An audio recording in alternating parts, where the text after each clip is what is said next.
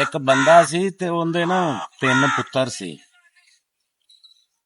ਤੇ ਉਹ ਬੰਦਾ ਮਰਨ ਦੇ ਕਿਨਾਰੇ ਸੀਗਾ ਤੇ ਉਹਨੇ ਆਪਣੇ 3 ਪੁੱਤਰਾਂ ਨੂੰ ਸੱਦਿਆ ਤੇ ਉਹਨਾਂ ਨੂੰ ਕਹਿੰਦਾ ਵੀ ਜਿਹੜਾ ਨਾ ਲਾਲ ਰੰਗ ਤੇਰਾ, ਹਰਾ ਤੇਰਾ ਤੇ ਲਾਖਾ ਤੇਰਾ। ਖੈਰ ਉਹ ਥੋੜੀ ਦੇਰ ਗੁਜ਼ਰੀ, ਇੰਨੀ ਗੱਲ ਹੋਈ ਤੇ ਬੰਦਾ ਮਰ ਗਿਆ। ਨਾਲ ਉਹਨੇ ਇਹ ਵੀ ਪੈਗਾਮ ਦਿੱਤਾ ਕਿ ਜੇ ਸਮਝ ਨਾ ਆਵੇ ਤੇ ਮੇਰਾ ਫਲਾਨਾ ਬਾਦਸ਼ਾਹ ਜਿਹੜਾ ਨਾ ਉਹ ਮੇਰਾ ਬੇਲੀ ਆ ਤੇ ਉਹਦੇ ਕੋਲ ਚਲੇ ਜਾਏ। ਉਹ ਖੈਰ ਬਾਬਾ ਮਰ ਗਿਆ, ਉਹਨਾਂ ਨੇ ਦਫਨਾਇਆ ਕੀਤਾ, ਉਹਨਾਂ ਨੂੰ ਸਮਝ ਨਾ ਲੱਗੀ। ਜਦੋਂ ਸਮਝ ਨਾ ਲੱਗੀ ਤੇ ਉਹ ਟੁਰ ਪਏ ਬਾਦਸ਼ਾਹ ਦੇ ਕੋਲ। ਬਾਦਸ਼ਾਹ ਨੂੰ ਲਿਖੋ ਕਿ ਉਹਦੇ ਕੋਲੋਂ ਜਾ ਕੇ ਅਸੀਂ ਆਪਣੀ ਵੰਡ ਤੇ ਕਰਾਈਏ। ਖੈਰ ਉਹ ਰਸਤੇ 'ਚ ਟੁਰੇ ਟੁਰੇ ਜਾਂਦੇ ਆ ਤੇ ਤਿੰਨੇ ਹੀ, ਇੱਕ ਨੇ ਕਿਹਾ ਕਿ ਊਠ ਜਿਹੜਾ ਨਾ ਪੂਛ ਤੋਂ ਲੁੰਡਾ, ਪੂਛ ਨਹੀਂ ਹੈ। ਦੂਸਰੇ ਨੇ ਕਿਹਾ ਕਿ ਅੱਖ ਤੋਂ ਇੱਕ ਤੋਂ ਅੰਨਾ ਵੀ ਹੈ, ਖੱਬੀ ਸਾਈਡ। ਤੇ ਤੀਸਰੇ ਨੇ ਕਿਹਾ ਕਿ ਅੱਖ ਜਿਹੜਾ ਊਠ ਦਾ ਨਾ ਸੱਜਾ ਪੈਰ, ਸੱਜੀ ਸਾਈਡ ਫਰ, ਉਹਦੇ 'ਚ ਵੀ ਕੋਈ ਰੌਲਾ, ਉਹ ਵੀ ਥੋੜਾ ਜਿਹਾ ਟੇਢਾ। ਪਰ ਥੋੜਾ ਜਿਹਾ ਉਹ ਅੱਗੇ ਟੁਰਿਆ ਤੇ ਊਠ ਦਾ ਮਾਲਕ ਲੱਭਦਾ ਨਾ ਉਹਨਾਂ ਨੂੰ ਟੱਕਰ ਗਿਆ ਤੇ ਉਹਨੇ ਪੁੱਛਿਆ ਵੀ ਇੱਥੇ ਮੇਰਾ ਕੋਈ ਊਠ ਵੇਖਿਆ। ਉਹਨਾਂ ਨੇ ਖੈਰ ਸਾਰੀਆਂ ਨਿਸ਼ਾਨੀਆਂ ਦੱਸੀਆਂ। ਉਹਨਾਂ ਨੇ ਕਿਹਾ ਵੀ ਊਠ ਪੂਛੋਂ ਵੀ ਲੁੰਡਾ ਤੇ ਇੱਕ ਅੱਖ ਤੋਂ ਵੀ ਅੰਨਾ ਤੇ ਦੂਸਰਾ ਉਹਨਾਂ ਜਿਹੜਾ ਸੱਜਾ ਪੈਰ ਆ ਨਾ, ਸੱਜਾ ਫਰ, ਉਹਦੇ ਚੋਂ ਵੀ ਥੋੜਾ ਜਿਹਾ ਟੇਢਾ ਟੁੱਟਦਾ। ਉਹਨੇ ਕਿਹਾ ਦੱਸੋ ਕਿੱਥੇ ਊਠ? ਉਹਨਾਂ ਨੇ ਕਿਹਾ ਵੀ ਸਾਨੂੰ ਨਹੀਂ ਪਤਾ। ਫਿਰ ਰੌਲਾ ਬਣ ਗਿਆ, ਬੰਦੇ ਨੇ ਰੌਲਾ ਬਣਾ ਲਿਆ, ਫੜਿਆ ਤੇ ਉਹ ਬਾਦਸ਼ਾਹ ਕੋਲ ਲੈ ਗਿਆ। ਬਾਦਸ਼ਾਹ ਦੇ ਜਾ ਕੇ ਅਦਾਲਤ ਲੱਗ ਗਈ। ਉਹਨੇ ਪੁੱਛਿਆ, ਦੱਸਿਆ? ਉਹਨੇ ਕਿਹਾ ਹਾਂ ਬਈ ਤੁਸੀਂ ਊਠ ਦੇ ਨਿਸ਼ਾਨੀਆਂ ਦੱਸੀਆਂ ਤੇ ਊਠ ਨਹੀਂ ਦਿੰਦੇ। ਉਹਨਾਂ ਨੇ ਕਿਹਾ ਜੀ ਊਠ ਜਿਹੜਾ ਨਾ ਜਦੋਂ ਲੇਡਣੀ ਕਰਦਾ ਪੂਛ ਮਾਰ ਕੇ ਖਿਲਾਰ ਦਿੰਦਾ। ਆ ਗਈ ਸਮਝ?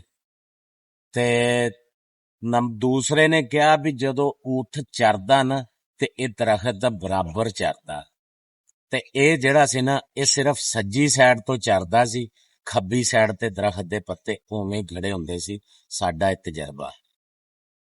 ਤੇ ਤੀਸਰੇ ਨੂੰ ਪੁੱਛਿਆ, ਉਹਨੇ ਕਿਹਾ ਜੀ ਕਿ ਇਹ ਜਦੋਂ ਊਠ ਟੁਰਦਾ ਨਾ ਪੈਰ ਪੂਰਾ ਨਹੀਂ ਲਾਉਂਦਾ, ਸੱਜਾ ਪੈਰ ਜਿਹੜਾ ਨਾ ਅੱਧਾ ਲਾਉਂਦਾ। ਜੇ ਅਸੀਂ ਆਪਣਾ ਟੇਵਾ ਲਾਇਆ, ਅਸੀਂ ਆਪਣਾ ਤਜਰਬਾ ਜਿਹੜਾ ਨਾ ਦੱਸਿਆ ਜੇ। ਖੈਰ ਬਾਦਸ਼ਾਹ ਨੇ ਉਹ ਊਠ ਦੇ ਮਾਲਕ ਨੂੰ ਕਿਹਾ ਵੀ ਜਾ ਆਪਣਾ ਊਠ ਲੱਭ ਜਾ ਕੇ, ਇਹ ਤੇਰੇ ਜਿਹੜੇ ਆ ਨਾ ਆਪਣਾ ਨਹੀਂ ਗਿਆ ਚੋਰ, ਜਾਂ ਇਹਨਾਂ ਕੋਲ ਊਠ ਨਹੀਂ ਆ। ਉਹ ਖੈਰ ਬੰਦਾ ਟੁਰਿਆ, ਜਾ ਕੇ ਉਹਨੇ ਆਪਣਾ ਊਠ ਲੱਭਣਾ ਸ਼ੁਰੂ ਕਰਤਾ ਤੇ ਬਾਦਸ਼ਾਹ ਵਿਹਲਾ ਹੋਇਆ ਇਸ ਗੱਲ ਤੋਂ। ਤੇ ਉਹਨਾਂ ਨੇ ਦੱਸਿਆ ਵੀ ਅਸੀਂ ਫਲਾਣੇ ਬੰਦੇ ਦੇ ਪੁੱਤਰ ਆ, ਤੇਰੇ ਦੋਸਤ ਦੇ, ਤੇ ਅਸੀਂ ਨਾ ਇਸ ਕੰਮ ਵਾਸਤੇ ਆਏ ਆ। ਸਾਡੇ ਅੱਬੇ ਨੇ ਆ ਗੱਲਾਂ ਦੱਸੀਆਂ ਸੀ ਤੇ ਸਾਡੀ ਸਮਝ 'ਚ ਨਹੀਂ ਗੱਲ ਆ ਰਹੀ ਤੇ ਇਹ ਹੁਣ ਤੁਸੀਂ ਦੱਸ। ਉਹਨੇ ਖੈਰ ਆਪਣੇ ਮਜ਼ਾਰੀਆਂ ਨੂੰ ਸੱਦਿਆ, ਆਪਣੇ ਨੌਕਰਾਂ ਨੂੰ, ਵੀ ਇਹਨਾਂ ਨੂੰ ਖਾਣਾ ਛਾਣਾ ਦਿਓ, ਇਹਨਾਂ ਨੂੰ ਚੰਗੀ ਇਹਨਾਂ ਦੀ ਸੇਵਾ ਕਰੋ ਤੇ ਜਿਹੜਾ ਨਾ ਫਿਰ ਮੈਂ ਫਾਰਗ ਹੋ ਕੇ ਇਹਨਾਂ ਨਾਲ ਮੁਲਾਕਾਤ ਕਰਾਂ।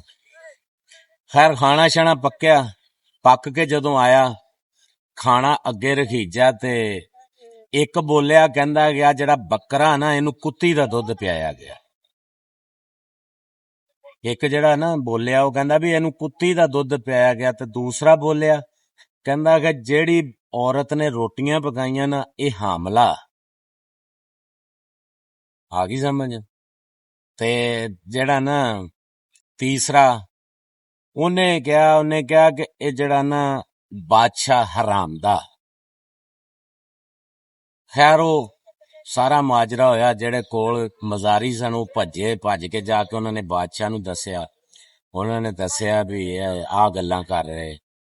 ਬਾਦਸ਼ਾਹ ਆਇਆ, ਬਾਦਸ਼ਾਹ ਨੇ ਤਹਿਕੀਕਾਤ ਸ਼ੁਰੂ ਕਰਤੀ, ਸਾਰਿਆਂ ਕੋਲੋਂ ਪੁੱਛਣਾ ਦੱਸਣਾ। ਜਿਹੜੇ ਬੱਕਰੀਆਂ ਚਾਰਦੇ ਸੀ ਉਹਨਾਂ ਨੂੰ ਪੁੱਛਿਆ, ਉਹਨੇ ਕਿਹਾ ਜੀ ਜਿਹੜੇ ਤੁਹਾਡੇ ਖਾਸ ਮਹਿਮਾਨ ਆਉਂਦੇ ਨਾ ਇਹ ਅਸੀਂ ਉਹਨਾਂ ਨੂੰ ਬੱਕਰਾ ਦੇਈਦਾ। ਇਹ ਕੁੱਤੀ ਦਾ ਦੁੱਧ ਜਦੋਂ ਪਿਆਇਆ ਜਾਂਦਾ ਨਾ ਤੇ ਗੋਸ਼ਤ ਹੋਰ ਮਜ਼ੇਦਾਰ ਹੋ ਜਾਂਦਾ।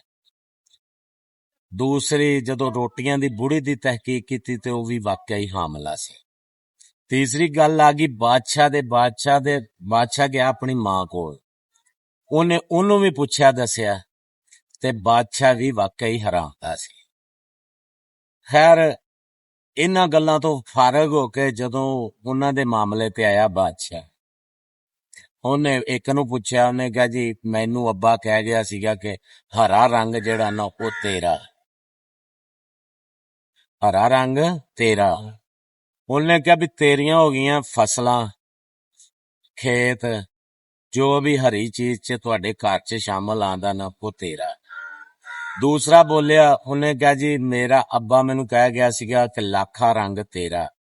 ਉਹਨੇ ਕਿਹਾ ਵੀ ਲੱਖਾ ਰੰਗ ਜਿਹੜੀ ਚੀਜ਼ ਦਾ ਵੀ, ਜਾਨਵਰਾਂ ਦਾ ਜਾਂ ਜੋ ਵੀ ਪਾਇਆ ਜਾਂਦਾ ਚੀਜ਼ ਦੇ ਵਿੱਚ, ਉਹ ਤੇਰਾ। ਤੀਸਰਾ ਬੋਲਿਆ, ਤੀਸਰੇ ਨੂੰ ਵੀ ਉਹਨੇ ਕਾਲਾ ਰੰਗ ਦੱਸਿਆ ਹੋਇਆ ਸੀਗਾ। ਉਹਨੇ ਕਿਹਾ ਕਿ ਜੋ ਵੀ, ਯਾਨੀ ਮੱਝਾਂ ਲਾ ਲਓ, ਹੋਰ ਵੀ ਬੜੀਆਂ ਚੀਜ਼ਾਂ ਨੇ ਕਾਲੇ ਰੰਗ ਦੀਆਂ, ਜੋ ਵੀ ਕਾਲੀ ਚੀਜ਼ ਆ ਉਹ ਤੇਰੀ ਵਿਰਾਸਤ ਆ।